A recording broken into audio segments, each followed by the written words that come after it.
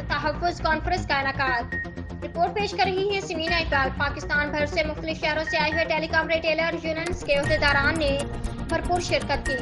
इस मौके पर मरकजी सदर मोहम्मद आसिफ व दीगर अहदेदारान शेख नुमान, हबीबुल्लाह सिंधु, कलीम अफजल, शहबाज रियासत व दीगर ने मुश्तरका अलामिया में मिलजुल कर पाकिस्तान की तरक्की में अपना किरदार अंजाम देने और टेलीकॉम रिटेलर्स के मसाइल के हल के लिए मिलकर जदोजहद करने का अहद किया।